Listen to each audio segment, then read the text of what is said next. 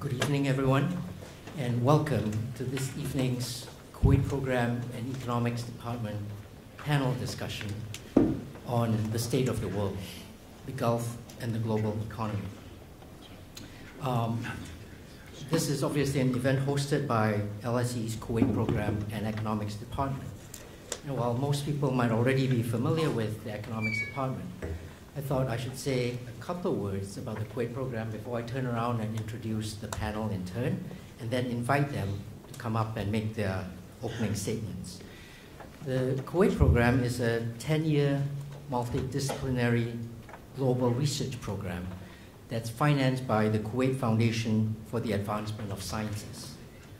It is a program that looks at the repositioning of the Gulf states generally in the shifting global order. It looks at international capital flows and the role of the Gulf states in that. It looks at specific challenges that confront carbon and resource-rich economic development of the kind that we see happening in the Gulf. And it looks at the future of regional security in the post-Arab Spring environment, among other topics. This evening's event is obviously specially devoted to the state of the world economy and the position of the Gulf therein. And we have an outstanding group of thinkers and researchers on the panel on stage to help us think about this, and afterwards to answer every one of our questions about the matter.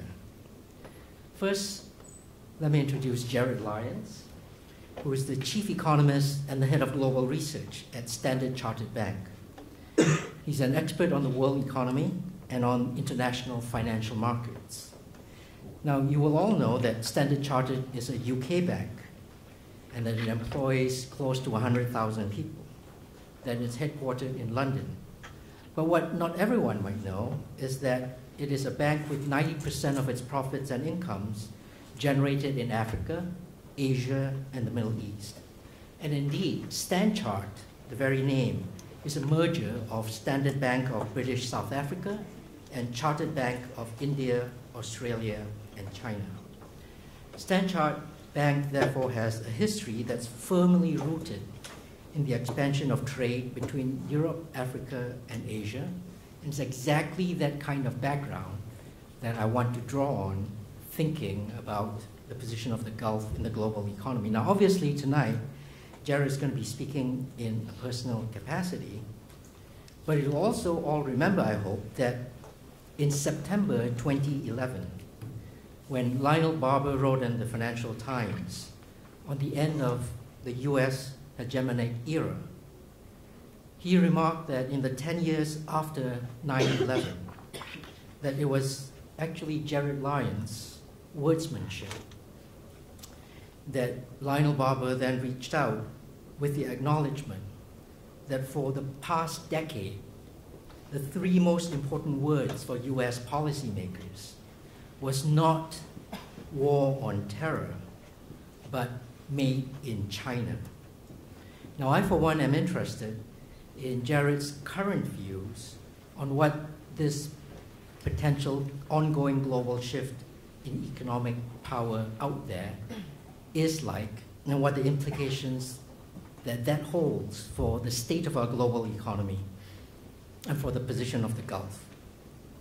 Two of our speakers this evening, Arnab and Rachel Ziemba, are from Roubini Global Economics. Now, Roubini Global Economics, or RGE, is a global economics and financial analysis firm. And you know it carries out research and analysis of macroeconomic and geopolitical trends. But what is much more striking for most of us is that it will have been pretty much impossible for anyone who had the slightest bit of attention in the state of the world, in the state of the global economy throughout and following the 2008 global financial crisis. It would be impossible for anyone with those interests to avoid hearing the sound of the strong, authoritative, and articulate voice of Roubini Global Economics, enumerating the world's list of economic and financial problems. And then afterwards, this observer seeing how Roubini's most dire predictions actually get borne out. Now at Roubini Global Economics, Arnab is Managing Director of Market Research and Strategy. He's based here in London. He has long written about emerging markets, boom and bust cycles, and he has long written about developed market crisis management.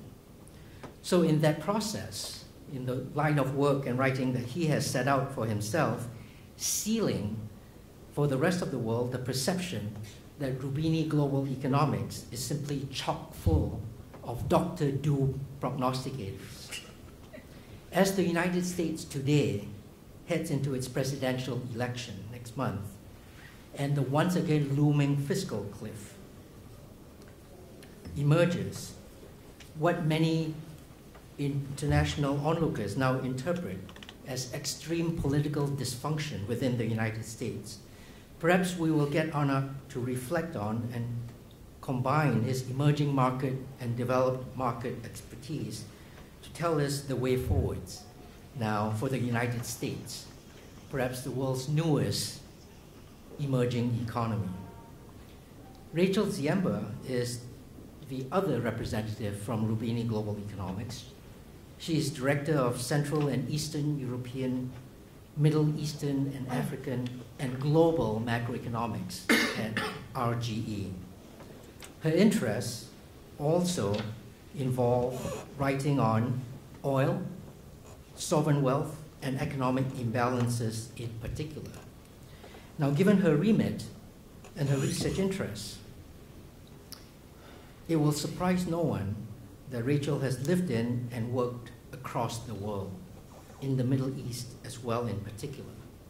So she might well be the one individual up on stage this evening who best represents the official concern of tonight's event to discuss the specifics of the Gulf in the global economy. Finally, let me turn to Iain Begg, who is one of LSE's own. Iain is Professorial Research Fellow at the European Institute, that part of the LSE whose primary focus is to study integration and fragmentation across Europe.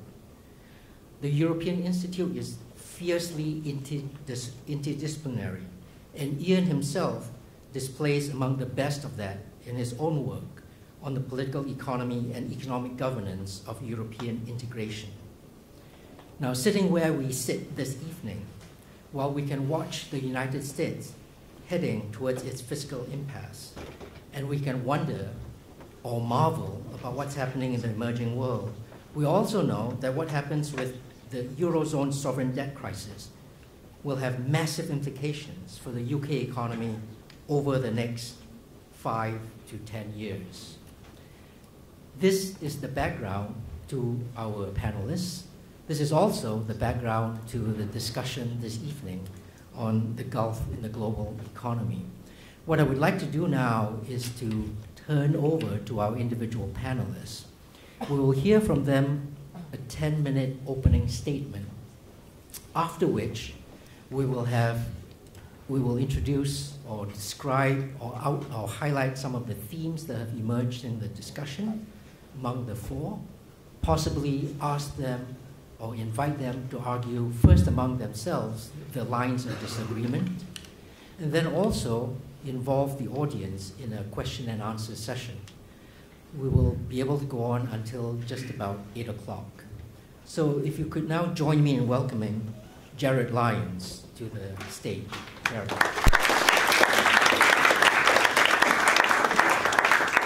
Or if you'd like, make your presentation from where you sit. Yeah, maybe I'll sit here. If that's okay with people. Well, good evening. It's a great honour, great pleasure to be asked here this evening, and I'm looking forward very much to sharing the panel with people I respect and hopefully disagree with later on, actually.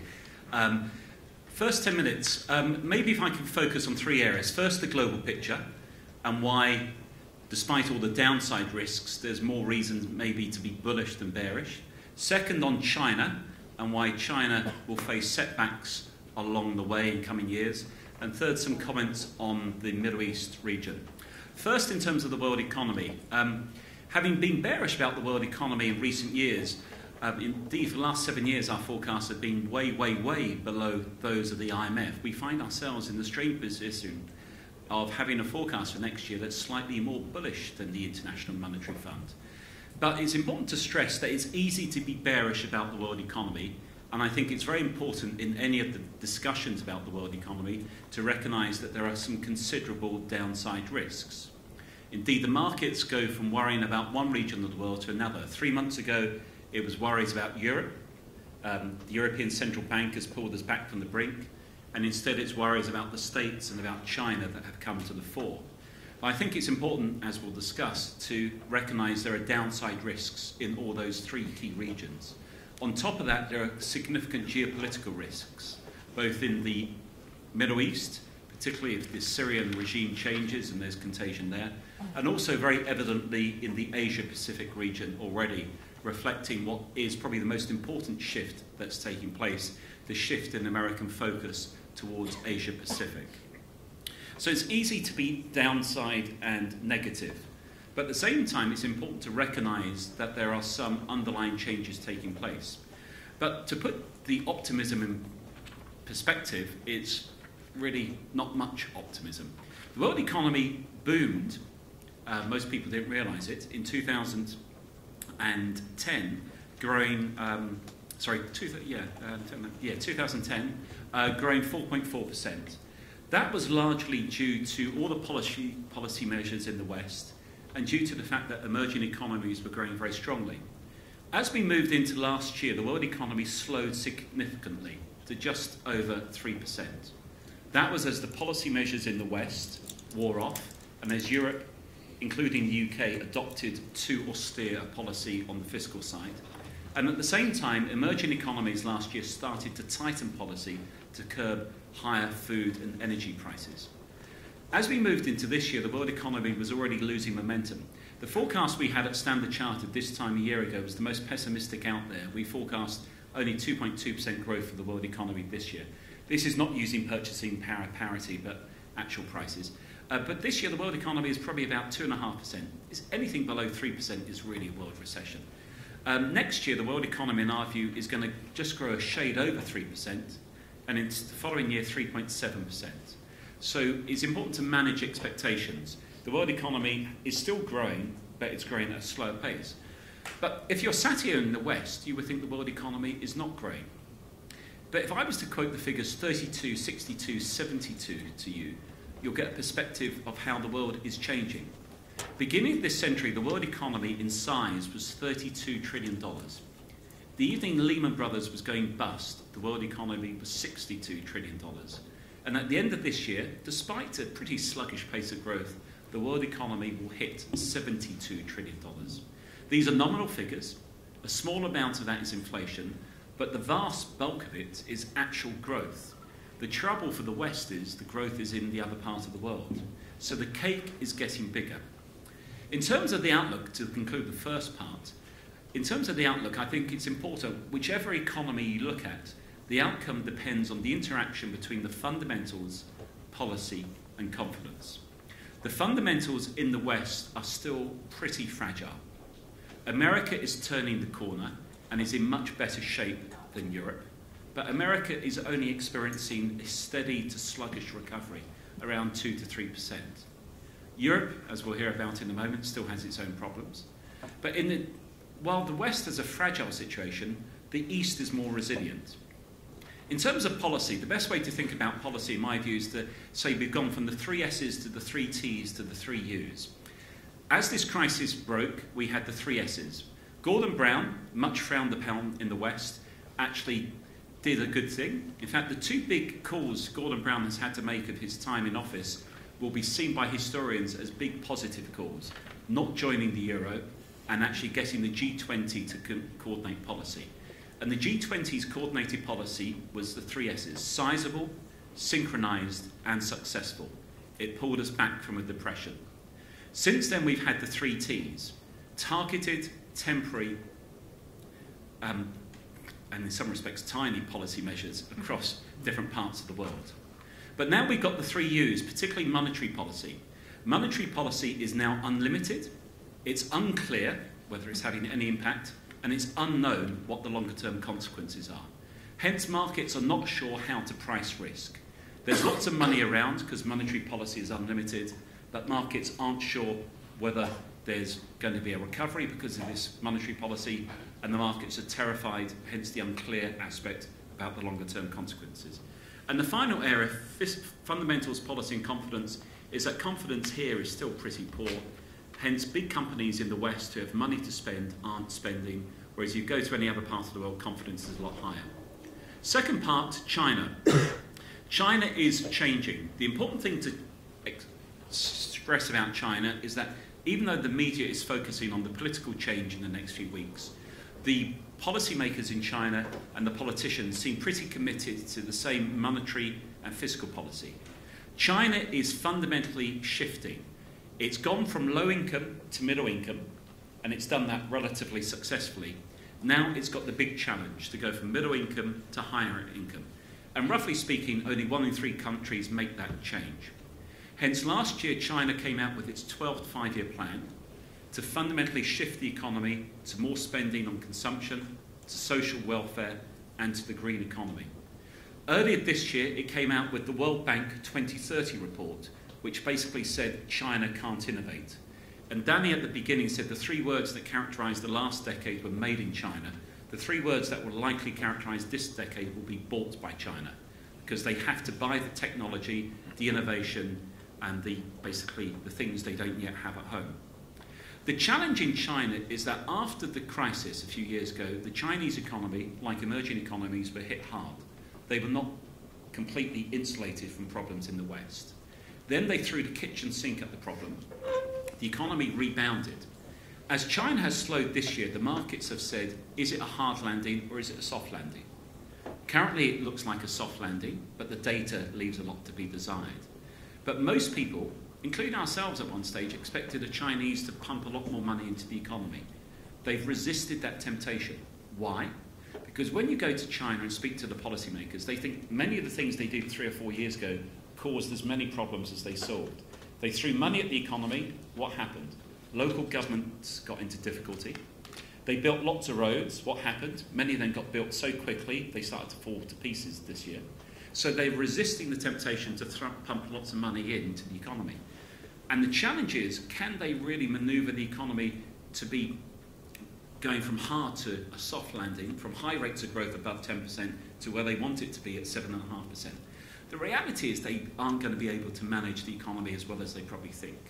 All the things we take for granted in the West, institutions, they don't have in China. David Cameron sort of didn't answer a question properly about the Magna Carta when he was in the States recently. But when you think back, that was, 750 years ago. China, you don't even have property rights now. So when you look at China, it's important to say that the economy has done fundamentally well, but now it's entering what is a really difficult stage. And to conclude the second part about China, what China does has a bearing on all other emerging economies. One of the significant trends in recent years has been new trade corridors, rising trade amongst emerging economies. The other big change is the US-China and US-Asia relationship. Obama's used many words in his 3.5 years in office, but the 2 most important were the word and pivot. Soon after he came to power, he changed the relationship with China from strategic economic to strategic and economic. And since then, it's been economic on one front, strategic another front. This time a year ago, he used the word pivot. He said the focus of American future policy is a pivot with Asia. Basically, Europe, you're on your own. Our focus now is Asia Pacific. And how China and the US play out in that remains to be seen. I would, to conclude the second part, say it's a Cold War already in its early stages. Third and finally, what does it mean for the Middle East? I'll be very brief, partly because I'm not an expert on the Middle East, even though I do visit it regularly. The 3 Ds, in my view, explain the Middle East: demographics, diversification, and democracy. Demographics, it's a young region. Take Kuwait, average age 28, population set to grow by 24% in the next 10 years. Young people need jobs. They don't actually get any in the West. They don't really have too many in the Middle East either. The way they get jobs and the way to keep their populations happy is to diversify. Yet, the countries with the oil, including Kuwait, don't really diversify. In fact, in the region, the non-oil economies are only growing at half the rate of growth of the oil economies. Some countries are trying to diversify, Saudi, Qatar, the Emirates, but there still is a long way to go. The region needs to diversify to generate jobs. And that leads on to the last D, democracy. Well, Kuwait's not had a parliament, I think, since June this year. And its election is early December, I think. But democracy is a big issue in the region. So I think there are some fundamental underlying challenges. And obviously, if America has a pivot with Asia, then how does the Middle East play out? And if America's shale gas revolution is as big a revolution as the Americans say it is, then that clearly has implications for the Middle East. So I've run 10 minutes, but conclude 3 areas. First, the world economy, there are significant downside risks. The 3% growth we expect next year and the 3.7% the following year, in any normal time, would be regarded as not much to shout about, but given where we've been, at least it's a glimmer of hope. Second, China. The Chinese are manoeuvring their economy and are now in a very difficult stage. The trend is up, but we should expect setbacks along the way, and the implications for the Middle East, the 3 Ds. Thanks for your time. Thanks very much.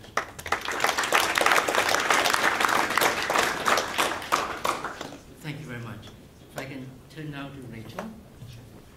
Great. I'm going to, Gerard gave put out a lot there, which I'll take up a little bit of. I am, as Danny hinted, going to try to focus most of my remarks on the Middle East and think about where the Gulf, in particular fits in. But just to kind of give context to my remarks, and hopefully not to preempt what Arnab is going to say later, I want to just lay down what our baseline is for the global economy, because I think without that we can't think about the Middle East's role in it and the way that the unsustainable growth models in the Middle East are also adding to the vulnerabilities of the global economy, particularly through the oil channel. And one thing I would stress in general when thinking about the Middle East, even for countries that are not exporters of oil and gas, oil still very much drives the economy, drives capital flows, and I think also drives the willingness of the richer countries in the region to invest elsewhere in the region. So just to kind of put out there very briefly, as Danny alluded to, Roubini Global Economics, we probably we still see not only the downside risk that Gerard noted, but I think the issue really is when we look around the world and we think about what the meaningful upside risks to policy, they are about policy. They're about policy implementation. And so when we think about the Eurozone, the sort of implementation risk remains very high. You still have many governments around a table, and if we look at the history of the last several years, we've tended to see crisis and then active response, and then a lull of complacency, and then additional crisis. Now, one could look at that and take the logical conclusion that the risk of something outright disorderly that takes us back to a Lehman Brothers event of cascading defaults is unlikely. And we would read the recent burst of liquidity and ECB action in that light. The risk of something disorderly has diminished. But this is not a stable situation that encourages long-term investment. And I think from a global economic perspective, what becomes really important is it an environment where people feel comfortable making long-term investment decisions. So we have an environment where the Eurozone is in recession. We have an environment where we continue to lurch from, based on policy. We have a U.S. where growth is okay, but about to be hit with the fiscal cliff.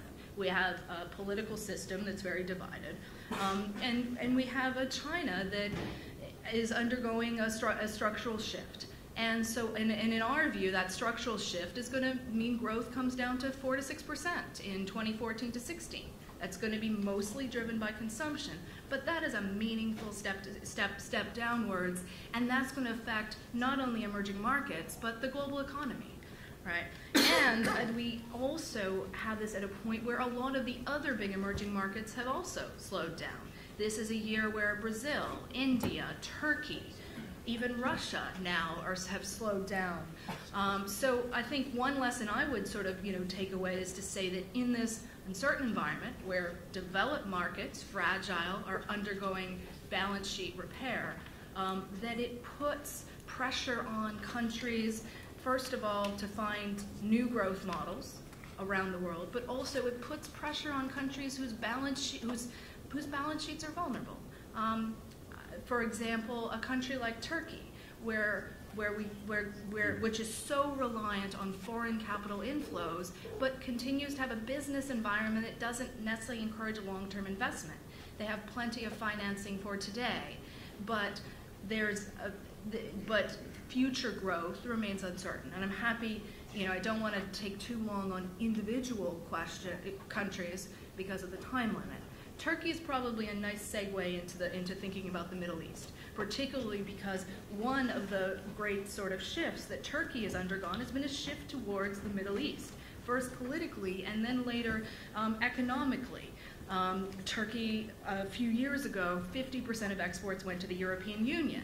Now 34% or so do, and about the same amount goes to the Middle East. Now that reflects several structural shifts. Some of it is that it's not just China that's going to be buying a lot of goods over the next few years. The Gulf in particular, it's not going to be as big as China, but these are very much, the trajectory of growth is going to be very much consumption-led in these countries because of domestic political decisions to transfer more of that oil wealth to populations. They may not be able to create enough jobs, but in the rich countries, they can put more money in people's pockets. But the vulnerability stands in several ways. We would sort of looking out, if we look at three crises or shocks hit the Middle East over the last 4 years. And each of them, and that's the global financial crisis, the Eurozone crisis, which we would which would be an outcome of connected to the global financial crisis, and the Arab Spring. And those three shocks and those risks to growth, also to social stability, meant that countries ranging from Saudi Arabia to Kuwait to even Algeria, these oil exporters that previously saved most of their oil revenues have increased spending dramatically. If we look at the major oil exporters, not only in the region, but also in countries like Russia, they now need an oil price of somewhere between $80 to $110 a barrel to balance their budgets. That's not sustainable for the global economy. And it also means, and so some of the structural pressures that they would have faced anyways have coming home to roost more quickly than they might otherwise.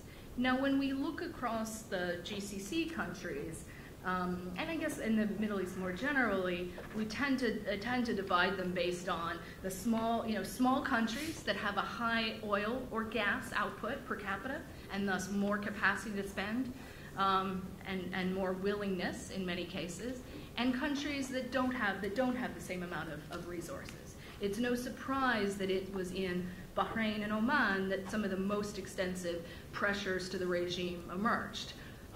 It's also, but I think what's important across the region is to note that the focus on short-term stabilization, which is the natural response in a crisis, has meant that the trajectory of government spending is not only high, but is going almost entirely towards either building out public wage bills, increasing transfers to the population, and what we've seen is, in most cases, cuts to public investment, cuts to infrastructure.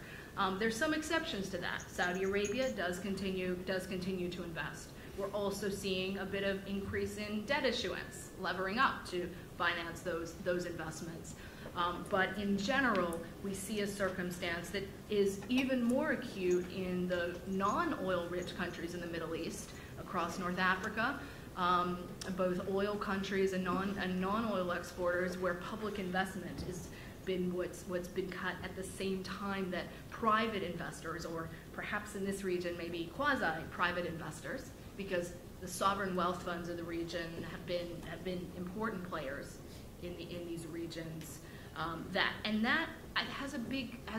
is very much a concern for future growth, because I think given this somewhat bleak global outlook that I laid out at the beginning, the competition for long-term capital will only become, more acute. Now that's not because there aren't a lot of investors who are looking for return. In fact, the big challenge is where to find that yield. But countries will be more and more differentiated by their business environment, and policy coordination is becoming more difficult. I want to kind of conclude with just a brief point on energy and the energy balance, particularly to respond to Gerard's point on shale gas and shifts in that way. There are, just as China has long been the sort of big potential future demander or the driver of demand growth for oil, as have other emerging markets, the big elephant in the room on the demand side is also how much oil output will come out of Iraq. And that's something we can talk about in a little bit more detail. But in general, we see a circumstance where the biggest source of supply growth in oil is going to come out of North America, particularly the US and Canada. If we look out to the medium term, we do think Iraq will slowly get more production, is likely to put more production online. But the political and institutional dynamics and focus in Iraq, we think will really limit its ability to bring more oil onto the table. In addition to one of the outcomes of the demographic issues Gerard mentioned is the fact that the Middle East and oil exporters in general are some of the biggest growing consumers of oil and power in this way, and that's the other sort of ticking time bomb of the ability of these governments to continue to buy the time that they have to date. As for shale gas, we see that increase over the next. We see that on a global level, U.S. exports of shale gas being a more medium or longer term story. The infrastructure is not there yet, but it is really, I would say, more of a risk to natural gas supplies that have not yet come online, particularly some of the supplies in the Mediterranean, particularly in Israel, where you face institutional but also some political issues, but also some of the supplies that are being tested off of East Africa. But shale gas has been a modest support to U.S. growth already to date. It's not just shale gas, but also tight oil. The states where exploration has been done have been growing more quickly than other parts of the country. But also, it's not just a test to the Middle East to some extent in terms of power, but it's also a test to Asia. Natural gas costs in Asia have long been the most expensive in the global economy, and so to the extent that there are more supplies coming online and a more small steps towards a more global system, that will only gradually sort of improve the competitiveness dynamic in Asia.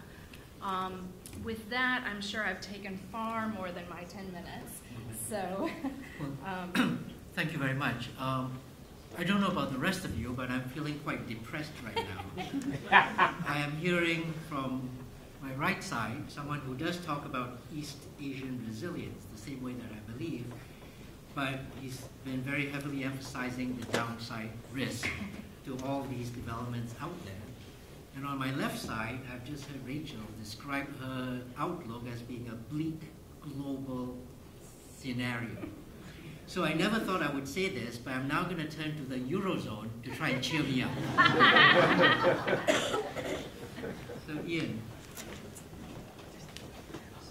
Okay, well thank you, Danny. You could say that I've been given the poison chalice, trying to find optimism in the Eurozone. But bear with me, it's just possible that I can do so. And you can see from my subtitle here that I believe there are two very paradoxical aspects of what's been going on in Europe that really haven't been well understood in either the media comment or what's been going on in the markets. Now here's an elliptical way of approaching this. Was it the problem or is it still the problem? It's the following, I think. First, I don't think anybody doubts that the way monetary union was set up was never fully worked through. And what happened was that in the rather fortunate first decade of the euro, what's sometimes been called the Great Moderation, or, as Jerry puts it, made in China, held down prices, made everything look straightforward. So it looked like in 2008 as though the euro had been an unremitting success. So the collapse thereafter is, to some extent, a puzzle. But there are, now, with hindsight, it's very obvious what happened. The first is that, very simply, there isn't a federal budget at European level. And in the absence of a federal budget, two of the things that you expect a federal level to do simply could not be done. One was to provide forms of macroeconomic stabilization that people expect, so that when the US turned down, the US was in a position to engage in a huge fiscal stimulus. Even China, we're told, did it. Whether China did it correctly is a separate question, but it was able to do it. Whereas the European level lacks a budget capable of engaging in fiscal stimulus. And that's aggravated by the fact that any time there's a problem of public debts, there isn't a European capacity to underpin these debts, to backstop them. We also have an absence at European level of many of the things that happen normally in a financial crisis, such as a capacity to resolve failing banks. That too is a flaw in the system. But it's aggravated still further by the absence of a common debt. Some of you in the room may know that one of the great secrets of Alexander Hamilton, one of the founders of the US Constitution, was to create in 1790 what became the Treasury bond. There is still no European equivalent of the Treasury bond, and it's heavily resisted, Eurobonds this is, by the Germans for the not unreasonable reason that they think that they would have to pay for it. But it also pervades other things like the possibility of using deposit insurance, which is seen by the Germans as another form of mutualization of debt. And then what you also find at the European level is that the private flows, the flows of labour, the flows of capital for investment, but also the various insurance mechanisms that are built up within a normal currency area were absent. So that provides less scope for adjustment.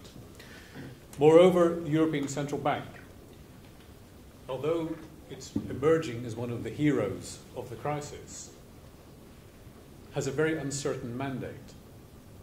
We know that it's supposed to pursue price stability, but we don't know to what extent it's supposed to pursue financial stability or to deal with these vast issues of currency. It's skating on very thin ice in what it's been doing. And in all of this, there's one very fundamental phenomenon, which is there is no such thing as a European taxpayer. There are only national taxpayers.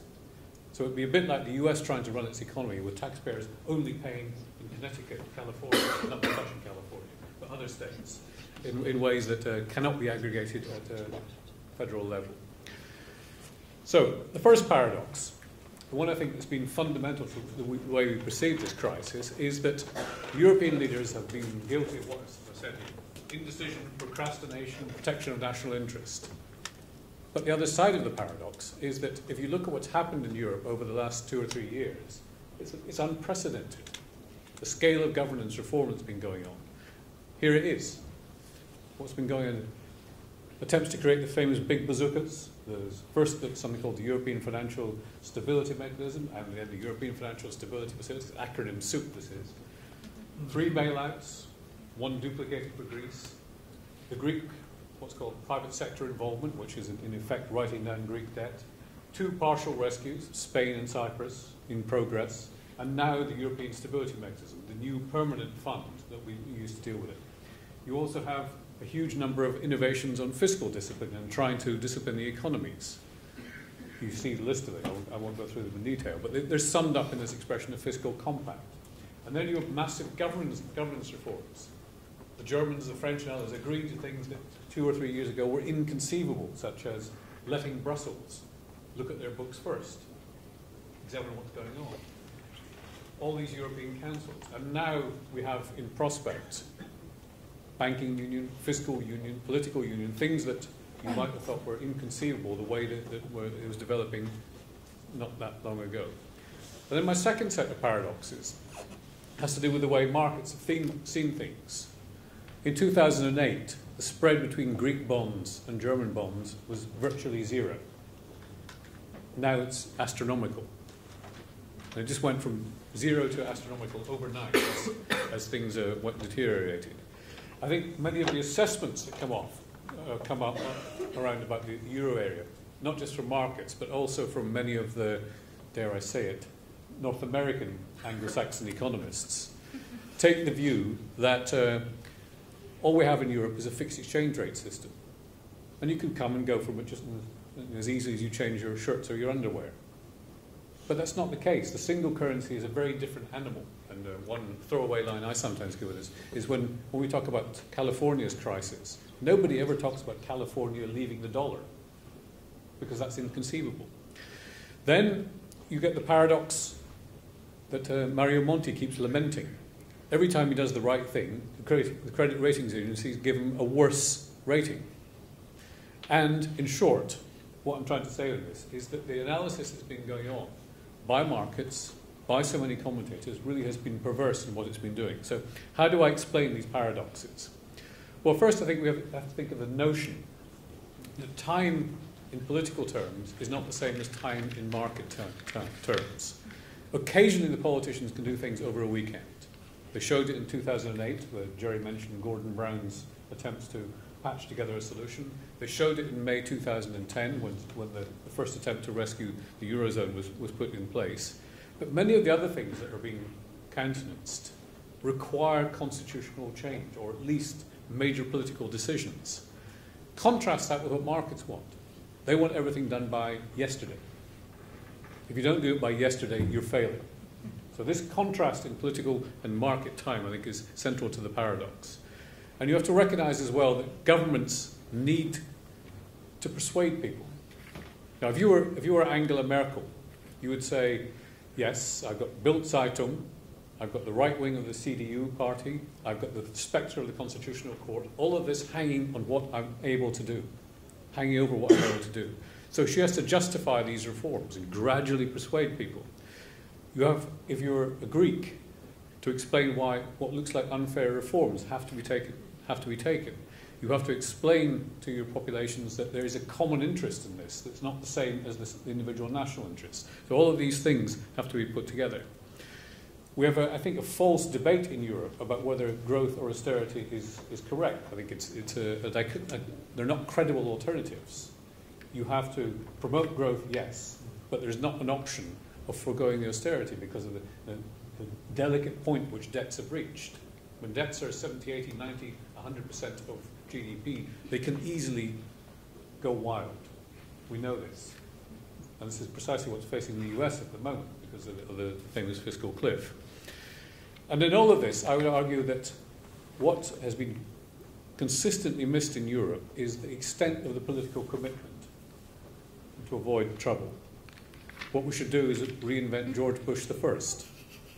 Now, this is a joke because George Bush the First, when he said "read my lips," was proved not to be honest. But I think what you do see now is, that's Mario Draghi for those who don't know him, the woman on the right you might have seen before sometime.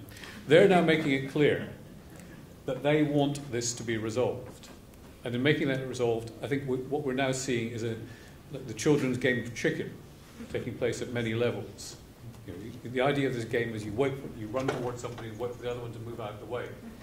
Now, the games of chicken that are going on are the European Central Bank throwing down the gauntlet to the member states, saying you act, and if you act, we will act, and vice versa. We have the markets chasing the governments, and the governments chasing the markets. We have individual leaders, the Club Med leaders against Angela Merkel and the Club Baltic leaders. We have citizens not sure what they have facing all of this. They're stuck in the middle. They think, why are we being asked to bail out banks? Why are we not being consulted? Why aren't we being listened to? And all of this, to me, sums up in two words. The question about this is who pays? Who assumes the burden of dealing with this? So since Danny's asked us for provocations, here's my 5 rash ones. The first is that the European Central Bank, in particular, has bought time, and it's done so by stretching its mandate to breaking point. Yet another acronym is something OMT, or outright monetary transactions. This is Eurospeak for a form of quantitative easing, with some differences. Second proposition, although the euro crisis is not over, it needs an exit roadmap and continued decisive leadership. I think it leads on to a third point. The leaders, as far as I can read the runes in this, they do now get it. Even Samaras in Greece gets it after 2 years of procrastination and causing difficulties. Moreover, I think that the new governance framework is one which is going to work far better than the past. And if you think of it as a jigsaw puzzle, where they started in 2010 with 2 pieces of the jigsaw in place, I would say something like 90% is now being completed. We await what happens to the banking union. Moreover, again, below the surface, huge economic rebalancing has been going on in Europe. Now, how many in the room know that Greece has effectively devalued by something like 20% relative to the Germans? You wouldn't believe it to read the press, but unit labour costs in Greece have fallen relative to Germany by something like 22% between 2009 and the projections for the end of this year. That's a massive devaluation. The trouble for Greece is devaluation isn't the solution. They need to build export industries rather than have it. And I think Greece is the one area where there is still a major problem, and it may well end up with a significant default. So maybe, this is my last word in this, just maybe this time, we can start to be optimistic about what's going to happen in Europe. Now, I'd like to finish by quoting Marx, because Marx envisaged all of this in the past. You can see what he says here, that politics is the art of looking for trouble, finding it everywhere, diagnosing it incorrectly, and applying the wrong remedies. It's not in Das Kapital, because this is Groucho. Thank you. Thank you very much. Thank you very much. Arnab, can I turn to you to round off our discussion? Okay. Thanks very much, and thanks for inviting me here. I studied for many years at LSE, so it's always a pleasure to come back, and particularly to be misanthropic when I do. And I have to say, I mean, listening to everyone and sharing essentially the same set of facts, I come away with conclusions that are quite different, except maybe from Rachel, maybe more extreme than what Gerard said. And I have to say, this quote from Groucho Marx, I think, is spot on and makes me pessimistic rather than optimistic. Okay, so I'm going to talk about 4 different aspects of this crisis and the situation, and try to be a little bit aside from the Middle East, although somewhat linked to it. So one, about the world economy and the global growth model that we had and that we no longer have. 2, about the Eurozone and the broader European Union. 3, about my adoptive country, the United States. And 4, about emerging markets, including my native country, India. Okay, so let's start with the wider world. What we had before the financial crash in 2008 was a clearly unsustainable global growth model, which required within countries ever larger amounts of debt issuance. In some countries to foreigners, in some countries essentially within the Eurozone, for example, so somewhat domestic. But ever larger amounts of indebtedness had to be accumulated in order to sustain the growth rates that were going on in the world. Some countries were creditors, like China, and some countries were debtors, like the United States, or Germany as a creditor, the Netherlands within the Eurozone, and others in the periphery of Europe. You know, back then, in the go-go days, we used to call them the Club Med. Now, in our darker moments, we call them the pigs. But you know, the story is imbalances internationally and ever-rising debts domestically in the financial system, and particularly in the banking system. The banks pretended, or some banks anyway, pretended otherwise. They pretended to have something called an originate-to-distribute model, which meant that they had originated all this debt and then sort of moved it off their balance sheets, parked it in warehouses, and with investors, and so the risk had been dissipated, and so nobody ever really needed to worry about the fact that we had an ever-rising debt-financed global growth model. Well, of course, that turned out to be complete poppycock, and more or less a traditional run-of-the-mill banking crisis occurred, except that it was systemic and that it was global. And so it took down the entire planet within hours. Right? It was probably worse than anything else that had ever happened in history. It's fair to say that the lights started to go out. And I remember being in Singapore in the days after Lehman, and you could literally, from day to day, see the harbor filling up with container ships. So fast was everything shutting down. And in fact, something that had never really happened before started to happen. Right? Letters of trade credit dried up. Right? So everything in the world was seizing up. So all of those imbalances associated with ever-rising flows of trade and investment were grinding to a halt like that, right? So we no longer have that problem in a certain sense because imbalances are significantly lower than they were back then, right? The U.S. current account deficit, which was around 6 and heading towards 8 or 9 or something, is now down at 2 or 3. The Chinese current account surplus, which was 10, is now around 3. The current account deficit of the pigs, which was well in the double digits of GDP, except in the case of Italy, is now down significantly. Some countries are even in some months running current account surpluses. So you could say the international counterpart of this, the global counterpart of this domestic problem has been significantly reduced. But of course, internally, everything is in balance as well, right? Gerard mentioned, Rachel also mentioned, unemployment rates are very high, growth rates are very low, and there's a lot of, how should I put it, money being hoarded, a lot of money being created, but there's a lot of cash being hoarded by households, by governments, in some cases emerging markets, central banks in particular, and by corporations, right? So nobody has any confidence that this situation is stable or sustainable, and that is absolutely correct, despite the wool that is being pulled over our eyes by policymakers, particularly in the Eurozone and in other places. I'd disagree with Iain quite strongly. I'll come back to that. So we have a world economy that is in better balance, but we have a bunch of domestic economies that are in much worse balance than they were before. And of course, the reason for that is because the dread deleveraging is taking place, right? And that deleveraging can happen in a variety of different ways, right? You can essentially have a substitution of the deleveraging of the private sector with a re-leveraging of the public sector. That's what was happening as a result of Gordon Brown's coordinated G20 fiscal stimulus, discretionary fiscal stimulus, combination with automatic stabilizers, and of course bailouts, right? So that happened in Japan, essentially, on and off for the last 30 years. It's happening and still it had happened and is still happening in the United States, was happening in the Eurozone and in the wider European Union, but it's been brought to a drastic halt in the Eurozone by the Eurozone crisis, right? And that is why there is an important risk of a drastic deleveraging that will take place, is taking place in the periphery of Europe, right? And those drastic deleveragings, when they happen very suddenly and very precipitously, they may help solve the debt problem. There may even be some write-offs of debt, as in Greece. But we all know from history how these things pan out, right? What you get is Great Depressions. In the United States, this is what we used to do throughout the 1800s, after that wonderful moment of federalism by Alexander Hamilton and others. After we created the federal debt, we created an enormous moral hazard, the consequence of which was that states learned that they could borrow, right? And they could pass the buck up the chain to the federal government and have the entire republic deal with their local excesses. And of course that inevitably eventually became politically unsustainable.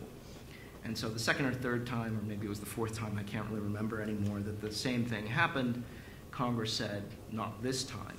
And the result was the banking panic of 1837 and what was then called the Great Depression of the 1840s, and that history was repeated several times through the 1930s. It wasn't always the states, right? It was sometimes part of the economy, a sector, the financial sector usually. But nevertheless, that's the character of what happened. And every time this problem happened back then in the US, we chose to let the system crash and burn. Right? And that is because the haves would not pay for the problems of the have-nots. And that's more or less what's going on in the Eurozone. Right?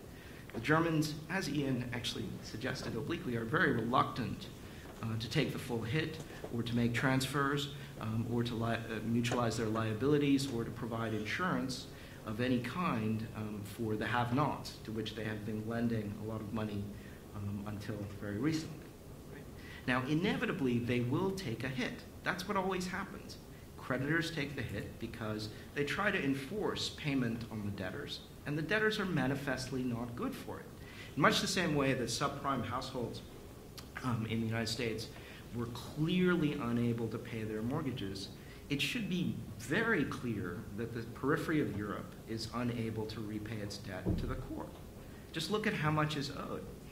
Greece, obviously, everybody agrees it's a special case. It's a basket case. You know, they gave us representative democracy and sovereign default, and hemlock and various other things. So it's kind of a joking matter now. But just take the case of Spain, right? Spain owes the rest of the world, and mainly the north of Europe, 180% of GDP gross, 120 net. No big country has ever really been good for that amount of debt. You know, most emerging market countries, when they go over the edge in terms of external debt, they owed 60% gross, right? When Krugman famously wrote about a coyote moment for the dollar, when, you know, Wile E. Coyote runs off the edge of the cliff, looks down, there's nothing supporting him, so it crashes down to earth. That's what was going to happen to the dollar. The excessive external debt of the United States was 25% of GDP, right? So Nobel Prize winners were worrying about the dollar when the US, the country with most of the guns, most of the butter, most of the innovation, most of the water, and it turns out a lot of the energy in the world was at 25. What makes anyone think Spain is good for it at 180 gross and 120 net? Right? Spain, innovation, not since the Inquisition. And those were instruments of torture, which, you know, are being revisited on the Spanish now, right, by their German cousins. So anyway, I mean, the debt problem is, of course, the symptom of the underlying economic model that doesn't work. Solve the debt problem and you've solved the symptom. What's the cause? The real exchange rates are misaligned. Iain pointed out that there's been a massive maxi devaluation, internal devaluation, through a deflation of wages and prices and reduction in unit labor costs in Greece and other countries. That is very good news.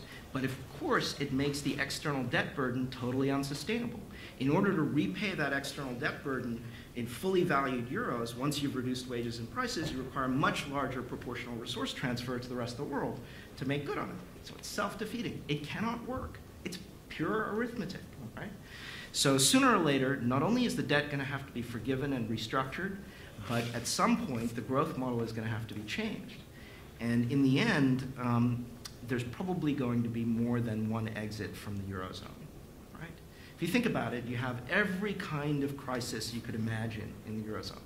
You have a banking crisis, you have a fiscal crisis, you have a public debt crisis, private debt crisis, political crisis, banking crisis. You're telling me you're not going to have a currency crisis. How often does that happen? Hardly ever. You know, people come up with 3 examples: Estonia, Latvia, and Hong Kong. Well, with all due respect, Hong Kong, you know, wonderful place, large fiscal reserve, and very high savings rate, right? And so therefore able to deal with the currency pressures in the Asian crisis of 1997.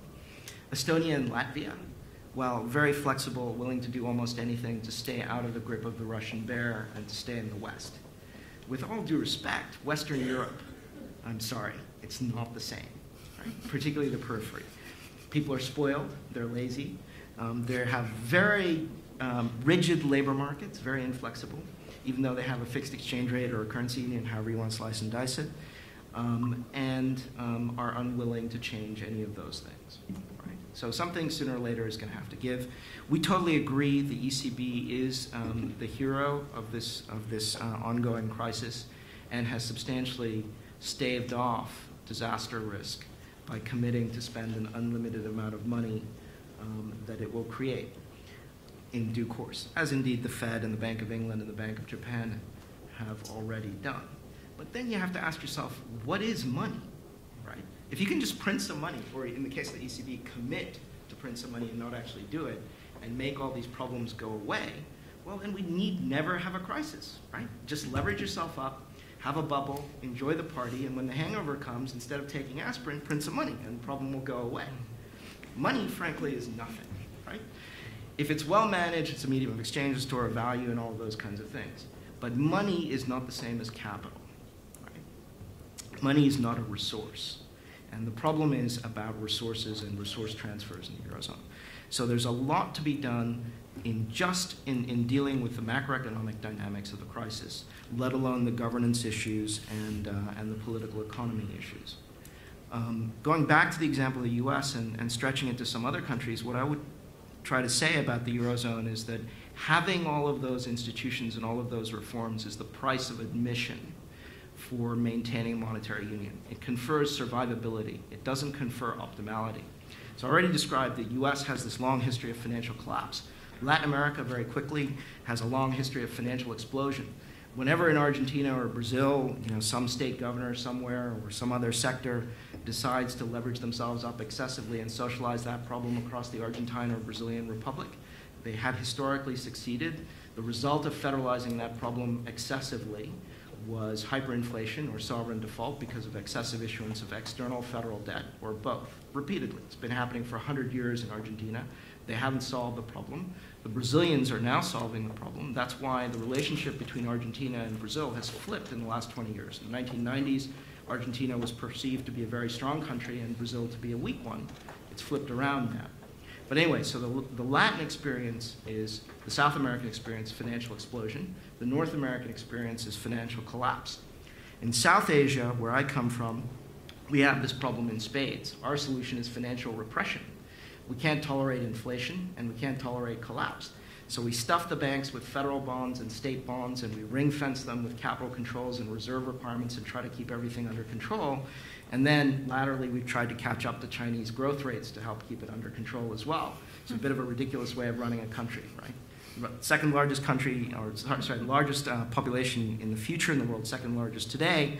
You try to run it the same way as China to achieve the same growth rates without any of the same factor endowments or characteristics.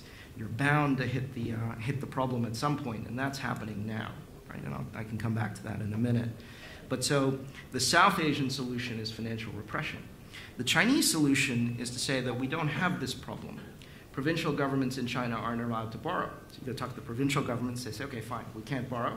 We create these things called ICs, investment companies. They're not banks, IDICs, UDICs, whatever. They issue a lot of debt. They invest. We don't do that. They're arm's length from us. They engage in public works projects. They build roads that fall apart. They go, roads from A to B where nobody lives in A, nobody goes to B, or at least not that many people drive from A to B. You have a state-of-the-art infrastructure, et cetera, et cetera. All looks good, very gleaming. Lots of aluminum smelters, many of which are kept turned off because if they were turned on, they would cause the global price of aluminum to crash, and therefore would make explicit what is really happening there in NPL. So what do the Chinese do about this? They go through serial bailouts, and they don't change behavior. At least that's what's happened until now. We think that may be about to change, and why China will fall into the middle income trap that Gerard alluded to, that India and other countries are already falling into in emerging markets. Right? China will slow down. There will inevitably, eventually, there will be a financial crisis. But even if there isn't a hard landing now, there will be a significant slowdown as they rebalance away from net trade and investment towards consumption. It has to be the case mathematically because consumption is a very low share of GDP. Right? It's about a little over a third. So there are issues about how you measure that and so on. But anyway, the point is that for China to generate the same rates of GDP growth that it has in the past, consumption would have to grow phenomenally fast, unbelievably fast, in order to lift GDP at the same kind of high single digit, let alone low double digit growth rates that China and the world have become used to. So the rebalancing that is taking place in the world, because of all of these issues of external debt and excessive credit in the case of China, will come home to roost in a much slower growth rate. And in the end, China will not be able to avoid some kind of crisis. No country with an investment bubble ever has. No country ever will. By definition, right? If you believe there's a bubble. If you don't believe there's a bubble, well, all this investment, all this net trade in China was the mirror image of all of the bubbles in the West. Public and private debt in the Eurozone, private debt in the United States, right? So you can't, it's very hard to disaggregate the two, and it's very hard, I think, to believe that there was a bubble in the West and that there wasn't an offsetting issue in the East. It's all part of one picture, one puzzle. Okay, so plenty about the Eurozone and emerging markets. Maybe I should turn now to the U.S. And as Danny said, and I'll try to go very quickly here. So the U.S., obviously, everybody has alluded to the fiscal cliff. We think in the end that the consensus is probably correct about what will happen in the fiscal cliff. There won't be anything like the 4.5% or 5% of GDP that is in the full fiscal cliff. If everybody agrees to disagree and walks away from it, that would be an unprecedented tightening in one calendar year in the U.S. and would cause a double dip in the United States and would almost certainly cause a global recession because the U.S. is still the world's largest importer. Right? So we think probably there'll be some sort of last-minute compromise, 1.5% of GDP fiscal drag. That will also be quite bad because the U.S. is barely growing 1.5%, 2%. Take out 1.5%, and you'll slow down towards the stall speed. So you might still get into a double dip in the U.S. if there are further shocks during 2013 from oil prices going up too high because of an escalation in the Middle East, or more shocks in the Eurozone, or whatever. You name it, right? Anything could go wrong. And the margin for error, if there's a significant front-loaded fiscal adjustment in the U.S. at the same time that there's a front-loaded fiscal adjustment pretty much everywhere in the world, or at least in its major trading partners, will cause a major problem. Having said all of those things, we would also say that the U.S. Is the best of a bad bunch. It has, despite all its warts and all its difficulties in the political gridlock, has managed the financial crisis the best of all of the countries in the world. Right? The textbook case, it isn't quite that by far, but it has allowed prices, asset prices in the asset side of bank balance sheets to clear. It's recapitalized the banks most aggressively of all of the major countries that are caught in this problem. And it has deleveraged the banks and through defaults has deleveraged the household sector. What lies ahead is a deleveraging of the public sector, already started in state and local governments and it's spreading to the federal government. And that implies that the U.S. will also be a slower growing region than it has been. Right? So we'll have slower growth in emerging markets, we'll have slower growth in the U.S., and in 2013 we'll have a recession continuing in the Eurozone. Going forward in the Eurozone, there will be a surplus. Right? The Eurozone is almost certain to become a surplus region. The savings rates in the north will remain high. The savings rates in the south are being forced higher by the creditor countries in the north. Savings rates in the north will remain high because of the losses that they have to take and because of the demographics. So we will have a world in which the imbalances will continue. Maybe China will become the biggest importer in the world and its surplus will go down. But there will still be a problem of excessive savings and inadequate final demand. So we're looking forward to a world that will grow more slowly, maybe more sustainably, but it'll be a much more difficult world in which to have a good time. Thank you, Arnab. Thank you very much. Okay. The Greenland is looking good. Greenland. Yes, I would like to say a few words before I open up to questions. You will have, I'm sure that all of you will have heard that joke about how you put two economists in a room and you come away with 3 different opinions, at least. But as I sit here, I actually hear overwhelmingly one opinion about the global economy. There are small variations, but my panelists up here on stage are almost uniformly pessimistic or cautious about the way the world is going. And what struck me as I was listening to this and cataloging their complaints about the global economy was that although they all came out pessimistic, they all had different reasons for being pessimistic. And it was just when I thought, okay, we've run out the barrel, we're no longer able to find reasons to be unhappy about the world, someone else will come up with yet a different reason and a different one. And so I felt that the challenge for me to round off the discussion before opening it up to you was to try and provide an alternative view. My fellow panelists have been very careful about reading the world's data and telling you about the sad situation that we're in. I want to try and read the same data, but then be irresponsibly optimistic. I want to try and say how some of these same observations about the world can actually be viewed in a slightly different way. And that gives me a more positive, upbeat way to think about the world. So on this, I build on some things that Gerard said in his opening statements, and then some others I've been trying to think about. When Gerard began, he talked about pessimism all around in the global economy. And I kept trying to see where he might come upon a bright spot, anywhere. When he came to how the world's performance following the 2008 global financial crisis was actually quite divided. There were some parts of the world that had performed better than others. I thought, here it is. Here's where we're going to hear on the one hand this and on the other hand that. That particular bright spot was China, or emerging Asia.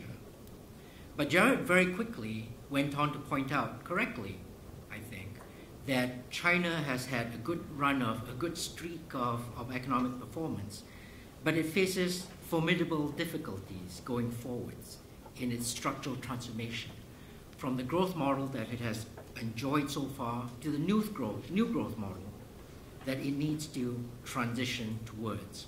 He referred to this, as well as others, have referred to this as the possible middle income trap. China has got to a point where it has eked out all the low-hanging fruit that developing economies can pick up, and now it's got to do the hard things. When he and others put that, in the context of how fundamentals in the West are fragile, China is having to undergo this transformation. The Middle East is faced with its demographic and democracy issues and its diversification issue. I thought that was the end. The global economy has no hope anymore. Rachel went further. She focused on the Middle East among a range of other issues, but then she talked about a lot of the Arab Spring implications that many of us have been concerned about, not least in Kuwait. And she remarked on how one of the developments going forwards for noticing the Arab Spring is how governments are going to find it fiscally more difficult to engage in productive investment looking forward to the future, but they will need to put more attention and more resources to taking care of their dissatisfied people. And some of this dissatisfaction comes from demographics. Some of it comes from the very young population that we've seen there, who are unable at this point to find jobs going forward that they think they deserve. A lot of it is an overhang from a pattern of economic development that has relied too strongly on the strong reserves of natural resources that those regions have enjoyed so far and that they need to move away from. So there again, I thought, this is it. This is the end. We cannot go any deeper. Iain was very nicely upbeat towards the end of his talk, not least because we all like Groucho Marx. Groucho Marx has good, interesting observations to say about the world. But you'll also notice that the way he begins his talk was about the serious debt problem that we see in the Eurozone, and depending on how you read it, actually an absence of political commitment on solving these problems, political commitment and political institutions. And then finally, Arnab just totally let loose on every single problem we could think about that was wrong in the world. Not only were there national characteristics that had come into the mix, there was deleveraging that we still had to go through, there was moral hazard, there were debt problems, there was a misalignment of exchange rates, that what we would need going forward was a complete reboot of the global economy. That, some of the rest of us who were actually relatively pessimistic still thought that OMT and quantitative easing or credit easing or something central banks could do would rescue us. But he shot that down as well, that monetary policy was really not something that we could rely on. And when you turn around and looked at the world, the US debt situation was a situation to despair on, but it was actually the best of the bad bunch. So I left this thinking, my goodness, I am not going to be, I've organized a panel that has totally depressed the entire LSE population. I cannot let this happen. So let me be irresponsible. Let me try and suggest that there are different ways to think about the world. And I pick up on what Gerard said. Okay, so let's look at what actually happened in the world following 2008, 2007. The world underwent a boom, as he said. In terms of the numbers, the world was actually booming from 2008 on until this year. Where did that boom come from? Well, some of it was indeed the United States. Some of it, as Arnab says, the US did a lot of the right things and managed to get their economy partially rebooted. But here's the fact. The US contributed $1.5 trillion in growth to the global economy since 2007, 2008. But the rest of the world, one country in particular, contributed 3 times what the United States did to global economic growth. That was China. This economy that we've been critical of building roads that go nowhere, that build bridges that break down, that are building subways that don't really function, somehow, in terms of actually adding value to global GDP, it did 3 times what the United States did. And you know who actually came in second ahead of the United States in world contributions to global growth? Japan. Japan, another East Asian economy that's got strong foundations, that's piling along, that most of the rest of us had written off as suffering lost decades, actually contributed more to global growth than the United States did. What other countries did? Brazil, Russia, Indonesia. So the countries that are outside of our normal orbit, the countries for which there's still a lot of upside potential. Are these countries rapidly converging towards a middle income track? Well, perhaps China, but not a lot of these others. And Japan arguably has already escaped that. The hope for China here is that there have only, as Gerard pointed out, only be a handful of countries that evaded that middle income trap. By coincidence or otherwise, they all have similar characteristics to China. They have a Confucian work ethic, they're based on high savings, they're based on a kind of organization that we have really passed under, let slip under our radar. They include countries like South Korea and Singapore. Is China or the rest of East Asia experiencing an investment bubble? This is a constant sore point in discussion because most people like to point out how China is now investing over 50% of its GDP, and no country has been able to sustain that. Isn't that an investment bubble? Well, it's true that when you do that calculation, that ratio comes up so high. But when you look at investment per person or per worker, China's investment per worker now is only 20% that in the United States or in Japan. China's investment on the upside still has a long way to go. I don't think that there's an investment bubble there. I think that the strong GDP growth is indicative of something truly fundamental and profound going on there. And I would like Gerard to take a little bit more seriously his own observations about East Asian resilience. Okay. That's my say on the counterpoint to my colleagues. I would like now to open the floor to the audience for questions. The person up here. I just wanted to ask the economists, are there any technological innovations in the pipeline that can change the picture in any of these zones? Thank you. Excellent question. Other questions? Any other questions? Yes, in back. Thank you very much. I'll go my question to the Middle East.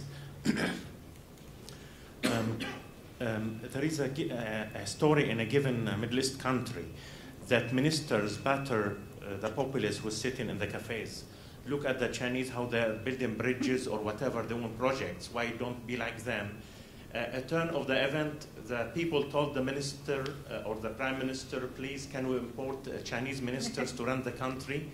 So from this point, I want to see how the dichotomy between the popular expectations and a kind of running of the economies, and whether in the rich or poor states. I mean, countries with surplus like Algeria, $265 billion in sovereign fund, Saudi Arabia and others. With the poor countries like Egypt, what kind of investment and visions they'll be put on the table? You know, industrial strategies, diversification. You could see on the other side of the coin that they are going into renewables, whatever, that they are rich in economy. How wise this one, since in the oil and gas economy, the populace did not play a part in the economic cycle and the production of. How is going to do with the renewables and the other kinds of economy? And does it match an investment grade that you can say is going to achieve it, or just is a pie in the sky? Thank you. In back, one more question before we hand over to the panel. Hi, a question on the Middle East countries pegging their currencies to the dollar. The Fed is currently engaging in so-called unlimited QE. That potentially poses quite a challenge to them. Exporting, and we've already seen quite high food prices this year. What's the future of those pegs, especially given this new US energy independence? There's always this trade-off of, well, we'll buy your treasury bonds and you provide us with defence. That was, some people used to say it like that. Now, if the US is reorientating towards Asia, what's the future of that peg, and what's the implications for the Middle East of that, the currency policies? Where do they go on that if you're a Middle East policymaker? Okay, thank you. Perhaps we could just take these questions before we head on up. So, Rachel, could you ask you to begin? Sure. I'll focus mostly on the last two, but just to say I think technology innovation is quite important. And one region we did not talk about, and I was remiss in talking about it, but to add sort of Danny's irrepressible sort of optimism of thinking about where the growth is, especially to the extent that things are more benign, is thinking about sub-Saharan Africa. And also some pockets other places. And I mention that because things like mobile banking and internet penetration, a variety of things have helped sort of do some leapfrogging of growth and technologies.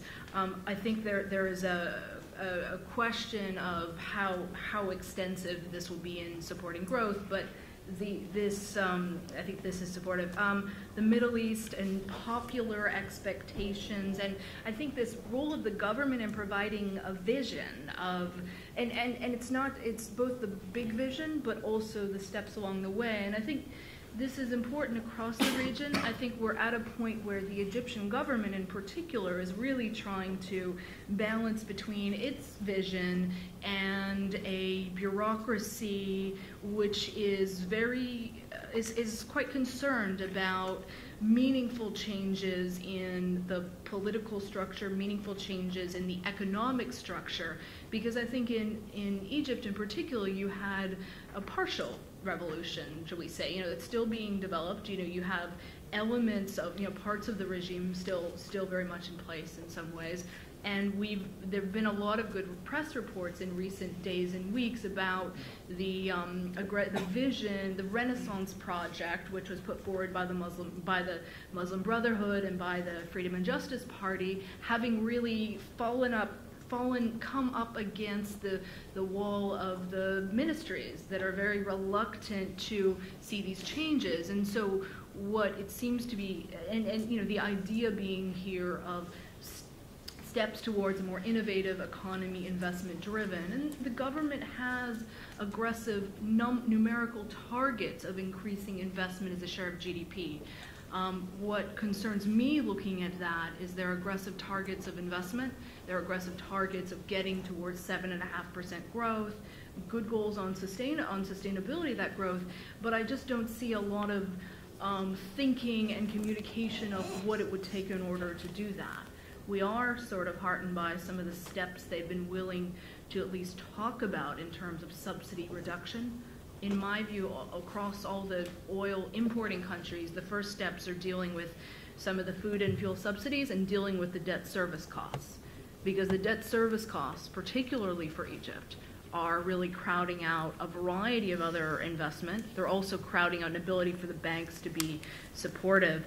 I think more broadly on the expectations and importing Chinese workers and ministries, I think you hit on sort of an important dilemma that many countries face, whether it's in the Middle East or Africa or elsewhere, which, when they're thinking about Chinese investment versus other investment, because what tends to happen when the Chinese, when they invest in a project, maybe you get a road or a bridge, but you get the Chinese workers as well.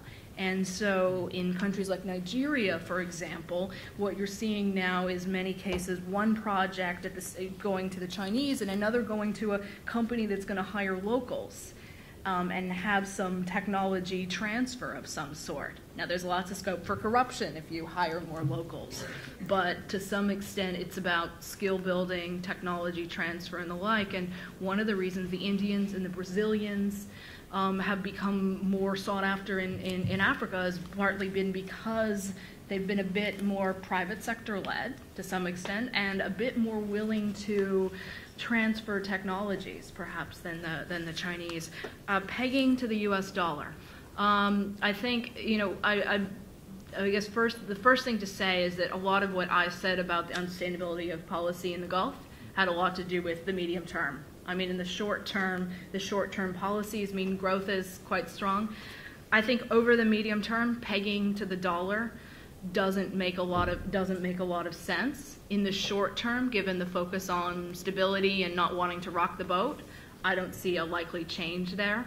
And I'm talking particularly about the Gulf and particularly about Saudi Arabia. I think there was an extensive period of testing that peg in 2008 and 2007 when just about every hedge fund in the city had a trade on betting on appreciation and breaking that peg. I think it's unlikely in the short term. I've always thought, but I think the issue in the Gulf is also about, well, if you don't peg to the dollar, what do you peg to? There's continual chatter about Gulf monetary union, a variety of things like that, where Gulf monetary, you could have a monetary union that is pegged to the dollar. You could have a monetary union that's pegged to a basket. In my view, I would say moving is sort of a basket band crawl sort of approach that includes maybe tracking a basket of currencies that's more trade weighted, maybe includes oil as a share in that basket, could make more economic sense. Because these countries are selling, their big export is priced in dollars. But they're importing from Europe and they're importing from Asia. We've always sort of had a thought that pegging to an oil importing country's monetary policy doesn't make a lot of sense. The U.S. becoming more energy sufficient itself doesn't necessarily change that argument, because the idea that the monetary policy of the United States is undergoing this balance sheet repair and lower growth doesn't seem like it would be appropriate for some of these economies. Are they going to come to that political decision in the short term? Probably not. Okay, thank you. I would like to hear the other views as well on the monetary pegging issue, but I also want to make sure that we pick up the technological breakthroughs possibilities. So would anyone like to speak to that, Gerard? Yeah, okay. Well, three questions. Actually, in answer to the first question, I'll come back and refute what Danny was saying. I thought I was relatively optimistic, actually. The world economy is growing quite 32, 62, 72. I'm not sure whether I'm supposed to swing from the ceiling. But one has to be realistic about it as well. Basically, the world economy is going through the same shifts it's gone through twice before. 1870 to 1913, when America went from the fourth to the first biggest economy in the world economy had a super cycle. If you were sat in parts of it, you didn't realise. But it grew on average by 2.8% per annum over that 40-year period, higher than ever before. 1945 to the early 70s was the second super cycle. Japan came on the scene, and it was when Europe basically granted itself things it can't afford. The pension system. When Bismarck introduced the pension age in Germany, the end of the 19th century, and when it was endorsed everywhere subsequently, pension age was set at 70 and life expectancy was 59. Europe now pays itself beyond belief. The social welfare system in Europe is fundamentally flawed. The euro is fundamentally broken. But in terms of what was happening from 45 to the early 70s, it was a fundamentally strong period for the world economy. It grew by 5% per annum. Now, if you're just cutting somewhere between those two, and you assume 3.6% growth for the world economy over the next 20 years, which is not that, you don't even have to be that optimistic to assume it. The world economy is going to be more than doubling over that time in real terms, except it's people in the West who pay themselves too much, who expect benefits they can't afford, who are the ones who really face the problems. If you want to feel optimistic, jump on the plane and just go as far away as you can from Britain, apart from maybe the east coast of Australia, maybe. But there's an industrial revolution going on in China. The pace and scale of change is phenomenal. And coming back to Lady's question about technological change, President Obama's chief of staff 3.5 years ago said, let's not waste the good crisis. America, up until last year, probably has wasted a good crisis. Britain has wasted a good crisis. You go to other parts of the world, they haven't. There's technological innovation going on beyond belief. Vietnam, Bangladesh. You want to have the best green factories? Where'd you go? Bangladesh. Most people in the room would think you're talking out off your head if you say that. China's pushed up wages on the coast, partly to move production inland to where they need the jobs, partly to encourage export-orientated firms on the coastal areas to invest more. But the factories have moved off to lower-cost centres elsewhere. Japan, as bad as things may be, I was there the other week, Japan is basically flatlined, but whereas we flatline at a low level, they have flatlined at a high level.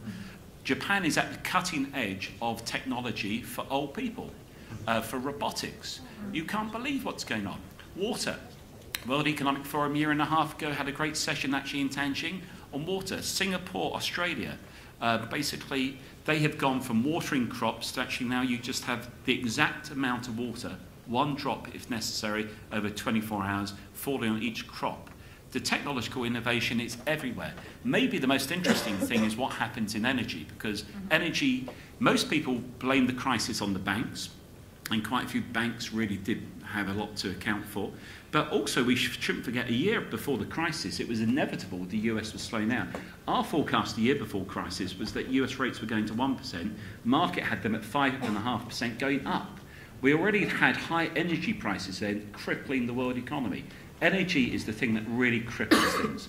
And you can either have a price outcome, a supply outcome, i.e. the prices go up, output outcome in the sense you limit your exports, or a technological outcome. And what's happening because of high commodity prices is you're now seeing investment in new technology in energy, hence shale gas in the States, although there's questions about that. But also Africa is benefiting from phenomenal inward investment. So there's lots going on. The key message, though, is that it's not going to be a straight line path. Second, Middle East. I think the role of the state is probably the most interesting thing about this crisis. Before the crisis, the role of the state, sovereign wealth funds, foreign exchange reserves, the role of the state is becoming more apparent. But what you really need to see is improved infrastructure, not just road and rail, but soft and institutional infrastructure. Soft is culture, education. Institutional is accountability. Finally, the peg to the dollar. Yeah, they can't keep the peg to the dollar. Saudi Arabia wants to keep the peg to the dollar for the reasons that you alluded to in your question, the political commitment of the Americans. What we are seeing, though, the shift in the balance of power means that more countries around the world will change currency policy. In the past, countries tied themselves to the US dollar to get the credibility of the Fed. I don't hear too many people talk about let's get the credibility of the Fed now. What will happen, though, is that these changes take ages. Coming back to your point about market and political time, but like Britain was the strongest country in the world. Some people probably still think it is the most important country in the world, but the dollar replaced the pound about 40 or 50 years after Britain had lost its prime. So the shift away from the dollar, who knows? It will probably take a lot longer. We calculate that 12.5% of Chinese trade is now paid for in Chinese currency, but the Chinese currency is not open. Do you buy the euro? Maybe if you're brave, maybe if you're stupid, I don't know. But in terms of the Middle East, I think that what happens is that more countries around the world will start to set their currency policy to suit the countries they trade with. And new trade corridors means that the Middle East is looking eastward as well as westward, so that in time, if China and India open up their currencies a bit more, then you probably will see people resembling Singapore. You manage your currency against the basket. But for the moment, as we saw with sterling, you can have the main currency remaining the currency of play for a long time. And we shouldn't forget that during the crisis, people still trusted the dollar, partly because US markets are deep and broad. So coming back to your question, yes, I think currency policy, not just in the Middle East, but elsewhere, would change. But it's very difficult to predict the time span at which that change occurs. Thanks. Thank you, Gerard. So to be clear, Gerard has just totally refuted me, and I'm ecstatic that he has done so. We're rapidly running out of time. In fact, I think we've exceeded time, I'm pretty sure.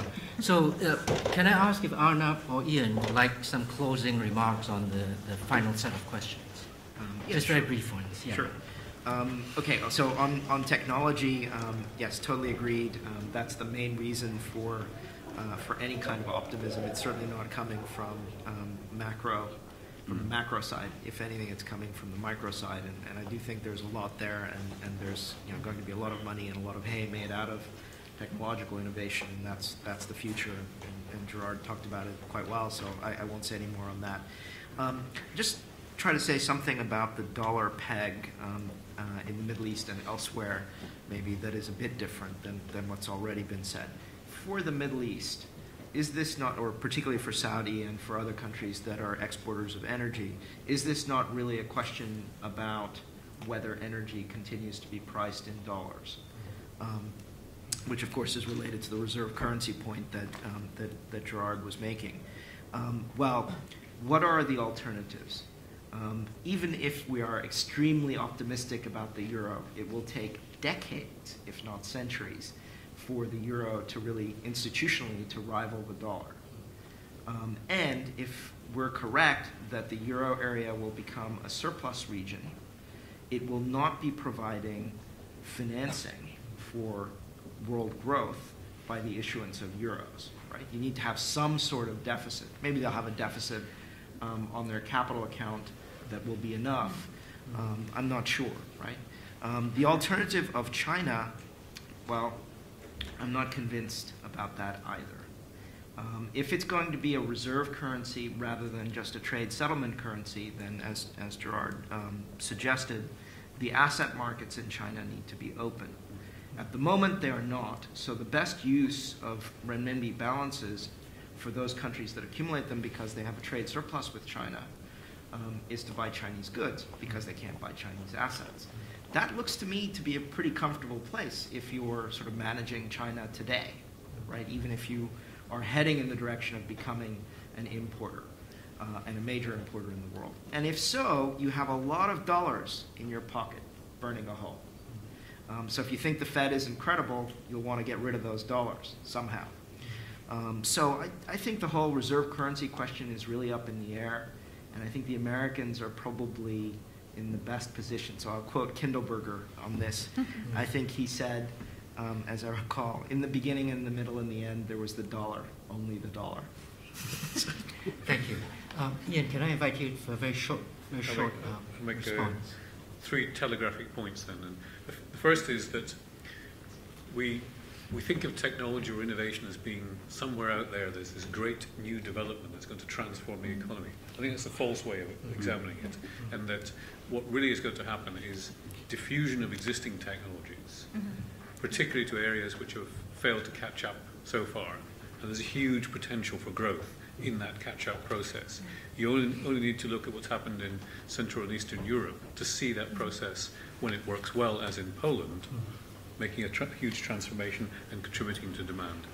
Second is that innovation in services, I would argue, is set to be the great new industrial revolution, except it's the service revolution.